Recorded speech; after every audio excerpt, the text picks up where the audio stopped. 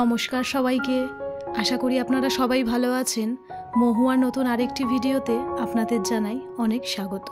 এখন বাজে ওই 5:45 মতন, আর এখন থেকে আমি আমার ভিডিওটা শুরু করলাম। সকালে ঘুম থেকে উঠে ব্রেকফাস্ট তৈরি করে ডোডোকে রেডি করিয়ে স্কুলে পাঠিয়ে দিয়েছি। তারপরেই এখন গাছের ফুলগুলো তুলে নিচ্ছি, কারণ ফুলগুলো তোলার পরেই তো সমস্ত কাজে নামতে হবে, সেই জন্য আগেই ফুলটা তুলে রেখে দিলাম। আর এখানে বসে পড়েছি এখন অনেক জামা কাপড় নিয়ে। আর এখন প্রত্যেক দিন এই জামা কাপড় কাচা আর শুকোনো নিয়ে তো একটা যুদ্ধই বলতে গেলে তৈরি হয়েছে।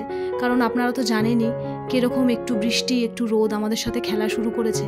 তাই এখন আর কদিন ধরে ছাদে আর যাই না, বাইরেই জামা কাপড় কেচে একটা এক্সট্রা দড়ি টানানো হয়েছে, সেখানেই মেলে দিই। কারণ কদিন আগে ছাদে তাড়াতাড়ি করে উঠতে গিয়ে প্রায় সিঁড়ি দিয়ে পড়েই যাচ্ছিলাম, সেই জন্য এখন অজয় বাইরে আরও একটা এক্সট্রা দড়ি টানিয়ে দিয়েছে। তাই এখানেই জামা কাপড়গুলো এখন মেলে দিই, আমার পক্ষে একটু সুবিধা হয়। আর এই জামা কাপড় মেলা, আবার রোদ্দুর উঠলে শোকানো, আবার বৃষ্টি নামলে তোলা, অন্যান্য কাজেরও না ভীষণ ক্ষতি হয়ে যাচ্ছে, জানেন তো, দেরি হয়ে যাচ্ছে প্রচণ্ড। যাই হোক, আজকে তিনজনেই চা খাবো। না ডোডো নয়, আমার দেওর, আমি আর অজয় তিনজনেই আজকে চা খাবো। আর একা একা চা খেতে না একদমই ভালো লাগে না। আগে তো শ্বশুরবাড়ি থাকতে শ্বশুর শাশুড়ি আমি একসাথে চা খেতাম। মাঝে মধ্যে ঘরে সবাই মিলে একসাথে চা খেলে আর একসাথে গল্প করতে কিন্তু বেশ ভালোই লাগে। তারপরেই এখানে ব্রেকফাস্ট বানাবো।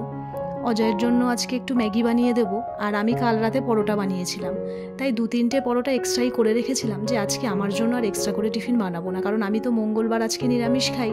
সেই জন্য আমার পরোটাটা আগে গরম করে নিচ্ছি, তরকারিও রয়েছে, তো সেটা দিয়ে আমার হয়ে যাবে। আর তারপরেই আমি ম্যাগিটা বসাবো, কারণ ম্যাগিতে তো পেঁয়াজ ডিম এইসব দেওয়া হবে, সেই জন্য। ওইদিকে টিফিনটা করে চট করে ঘরে চলে আসলাম। ভাবলাম বেডটা আগে ক্লিন করে ঘর দোয়ারগুলোও ক্লিন করে নিই, তারপরে গিয়ে টিফিনটা খাবো। ব্রেকফাস্টটা বানানো রয়েছে, সেটা নিয়ে আর কোনো টেনশন নেই। এখন শুধু ঘরের কাজটা সেরে গিয়ে ব্রেকফাস্টটা করবো। আমাদের এই বাড়িতে জানেন তো, আমরা সপ্তাহে 3 দিন নিরামিষ খাই, সোমবার, মঙ্গলবার আর শনিবার। যখন শ্বশুরবাড়িতে ওখানে ছিলাম তখন মানে ফ্যামিলি যেটাকে বলে সবাই নিরামিষ খেত, সেটা হলো শনিবার। অজয় যেহেতু ভোলে বাবার পুজো করে, ওই দিনও সোমবার নিরামিষ খায়। আমি বজরংবলীর পুজো করি। ডোডো যখন অনেক ছোট ছিল তখন থেকেই, মানে যখন ওই করোনার পিরিয়ডটা চলছিল তখন থেকে আমি মঙ্গলবারটা মানি। না, ঘরে কিন্তু নিরামিষই রান্না হয়, কিন্তু বাইরে ইচ্ছা করলে যে যেরকম দিন খেতে পারে। কিন্তু সোম, মঙ্গল আর শনি এই 3 দিন আমার ঘরে নিরামিষটাই রান্না হয়। ঘরটাও কিন্তু পরিষ্কার করে নিলাম, আর এর ফাঁকে বৃষ্টি নেমেছিল বলে জামা কাপড়গুলো সব তুলেছিলাম। আবার এই দেখুন কীরকম রোদ উঠে গেছে, দেখে কেউ বলবে যে একটু আগে বৃষ্টি হয়েছে, তাই আবার জামা কাপড়গুলো শুকাতে দিলাম। এই হচ্ছে আজ কদিন ধরে, বৃষ্টি হলেই দৌড়ে গিয়ে জামা কাপড় তুলতে হচ্ছে, আবার রোদ্দুর উঠলে গিয়ে জামা কাপড়গুলো শুকাতে দিতে হচ্ছে। মানে এটা যেন একটা এক্সট্রা কাজ বললেই চলে, যেটা আমাদের ডেলি রুটিনের মধ্যে অ্যাড হয়ে গেছে। আর ঠিক এই জন্যই সেই দিনকে ছাদে বৃষ্টি নেমেছিল, তাড়াতাড়ি করে জামা কাপড়গুলো আনতে গিয়ে পা স্লিপ করে প্রায় নিচে পড়েই যাচ্ছিলাম।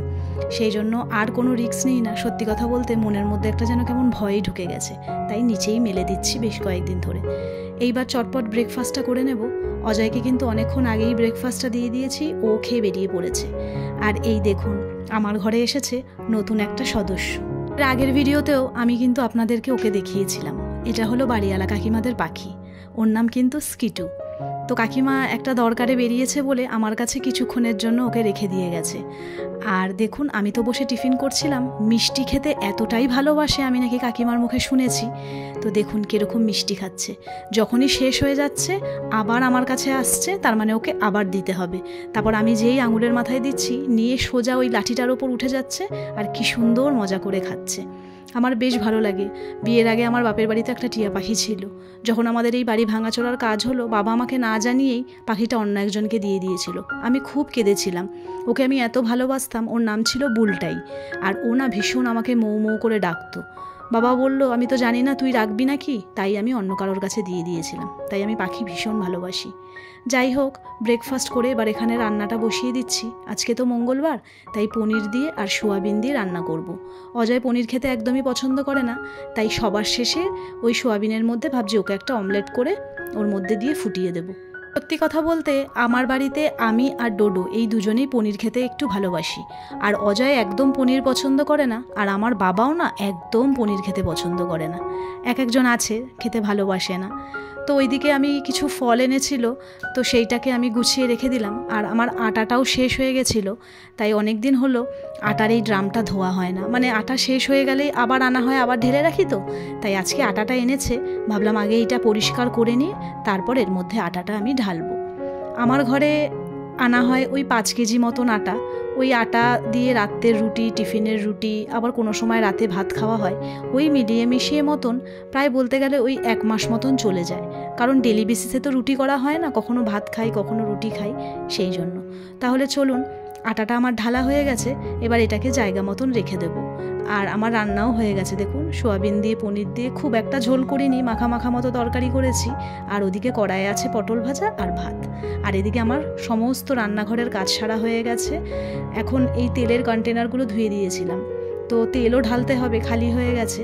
আর এই ফাঁকে চট করে স্নান করে আমি পুজোটাও সেরে নিলাম। মঙ্গলবার তো, গাছে অনেক জবা ফুল ফুটেছিল। সন্ধেবেলায় আবারও রান্নাঘরে এসে হাজির, বানিয়েছিলাম আজকে ধোকলা, এই প্রথমবার। তো দেখে প্রথমে মনে হচ্ছিল খুব ভালো, কিন্তু সত্যি কথা বলতে মনের মতন সেরকম হয়নি। প্রথমবার বানিয়েছি তো, পরে আরও আরেকবার বানাবো। তাহলে চলুন, ভিডিওটা আজকের মতন এখানেই শেষ করছি। ভালো লাগলে অবশ্যই একটা লাইক কমেন্ট করে জানাবেন। খুব তাড়াতাড়ি দেখা করব নতুন আরও একটা ভিডিওর সঙ্গে। ততক্ষণের জন্য সবাই ভালো থাকবেন, সুস্থ থাকবেন আর নিজেদের খেয়াল রাখবেন। টাটা।